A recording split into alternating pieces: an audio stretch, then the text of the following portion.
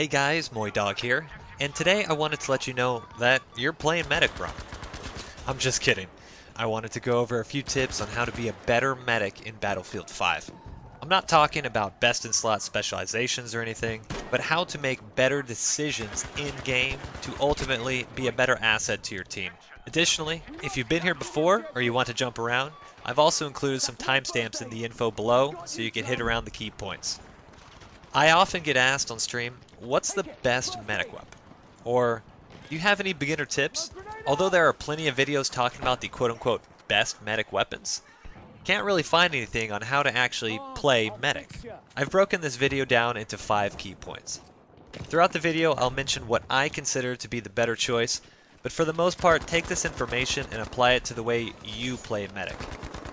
If you hear me say the words aggressive or passive, I'm doing so not to say which is better.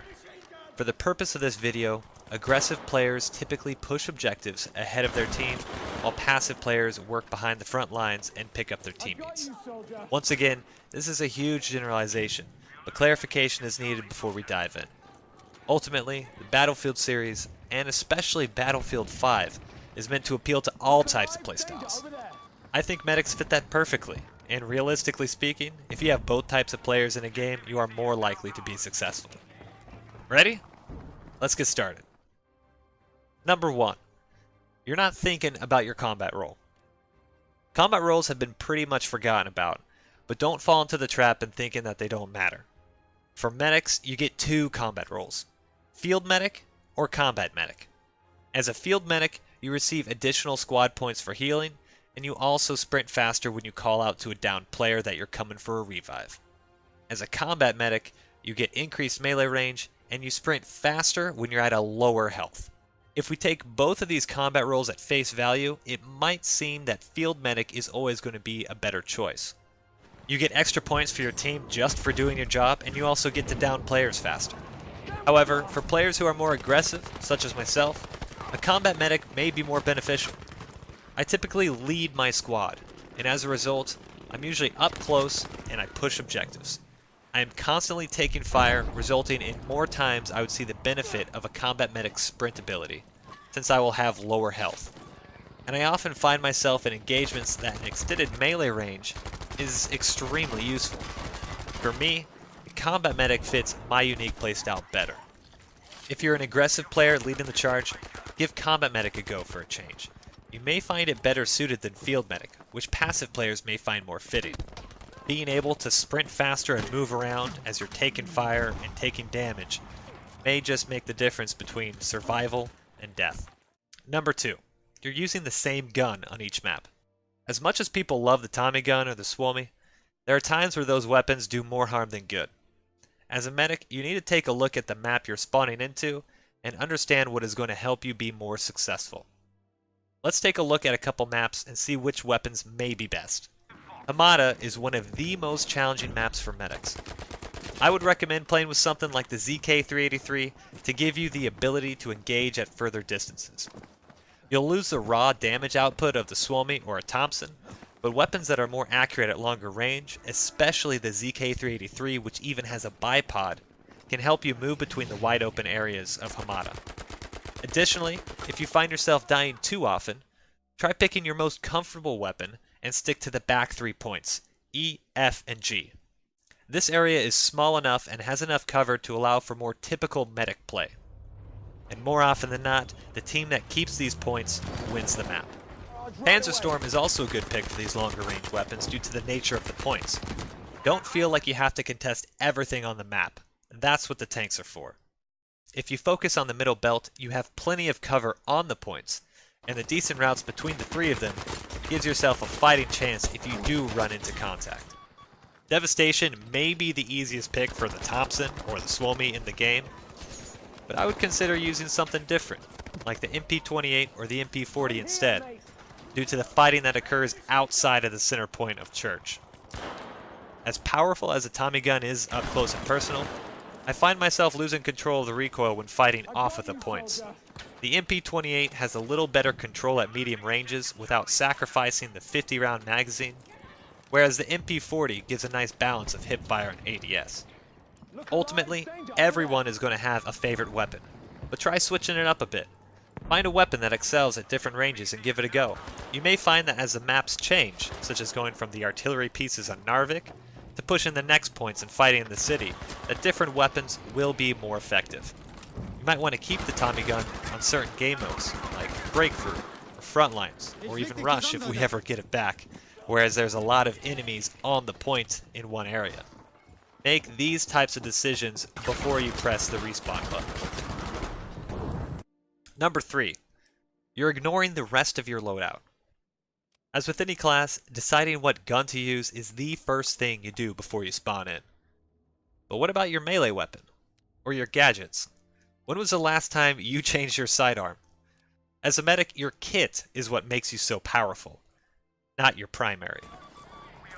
Although there are plenty of ways to play medic, and I've said from the beginning of this video, it's all about making decisions, or if you're a passive player or an aggressive player, I would argue that there's one thing that every medic should have: smoke. A fully resupplied medic has the ability to have 5 smoke grenades, which can be used in many different ways. You can conceal down players, help teammates cross choke points, and also blind and disorient the enemy. Now, let's think about a medic's role in a game, and let's weigh our options. Would you rather have the ability to flank around an enemy without them seeing you, or do 30 damage with an incendiary grenade? Would you rather pick up your down squad under the concealment of smoke, or toss a grenade towards the objective and hope to get a kill? And would you rather put down an AP mine, never to be seen again, or use a smoke grenade rifle to style on people like this? Dude, that smoke landed right on top of that flag. To me, the answer's obvious. I love smoke, and I think it's incredibly versatile no matter what map or game mode. If you typically use something like the grenade or the incendiaries, or even the AP mines, try using smoke instead and see how many more options that allows you to pick while you're actually in firefights in-game. If you're a combat medic, not only are you going to be able to take advantage of high damage melee weapons with your extended melee range, but also choose weapons that can damage fortifications, like the pry bar. Without explosives, you may run into boarded up windows that you cannot run or shoot through. Using a pry bar will actually help you overcome these obstacles and get you back into the fight. Now with your sidearm, think critically about how you use your primary. I typically use a slower rate of fire weapon, and sometimes that can result in doing 90 damage to an enemy by the time I need to reload. Swapping to a faster firing primary that does low damage, like the repeater pistol, will help me finish off a kill. Just because you typically use the revolver, doesn't mean in some instances that repeater pistol may be the better choice, or even the Ruby, or the P38. The point is, pick a secondary that can help you get out of a tough situation. Number 4. You're not using smoke correctly.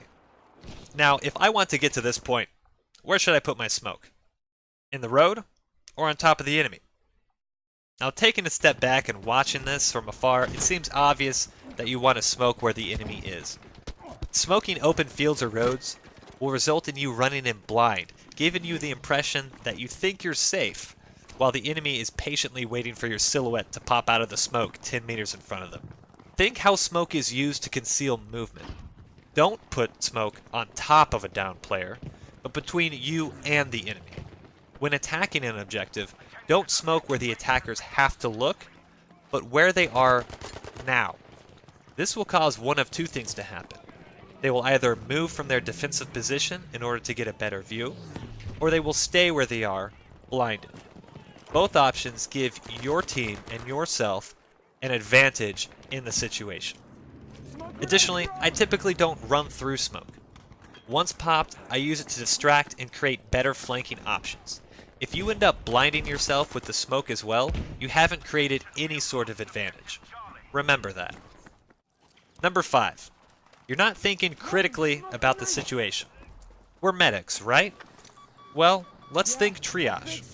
When you run into a bunch of downed players, don't immediately revive the one that is closest to you. Just as medics do in the real world, you need to triage your patients and revive the ones that are nearing the end of their revive timer. This may mean running over a downed player, and that's okay. You'll pick them up next. but triaging will result in more friendly revives, which can make or break a defense or an attack. You also need to think about your own well-being. As long as there have been medics, there have been memes that a good medic has a horrible KD, but has the best score in the game. Now, I'm here to challenge you and say that that is not the case. A good medic, whether they're a passive player or an aggressive player, realizes that running out and getting killed in order to get a revive is probably not the best use of their life. Now, we all get tunnel vision on revives, but realizing that there are people who you can and cannot save will make you a better medic. If you have an extra smoke, use it for a revive to cover yourself. Too many times I've killed enemy medics sitting wide out in the open reviving people because they think they're safe. And when it's not safe, make sure you take care of the enemy before you swap gears and pull out the syringe. Clear the area, then revive. Make sure you're safe before you take care of your friendlies. Clearing out a house while your friendlies are holding for a revive allows you to ensure that not only you are safe, but the players that you just revived are safe as well. Immediately reviving someone and letting them get killed will not only frustrate that player, but it will instantly cost your team a ticket and send them to the respawn menu. And with that, those are the top 5 ways that I think will help you become a better medic. I hope these helped, and if you enjoyed the video and want more like this, subscribe, give it a thumbs up, and let me know your thoughts in the comments below. Also, don't forget to catch me live on Twitch at twitch.tv/MoiDawg. Good luck, medics, and we'll see you next time. Peace.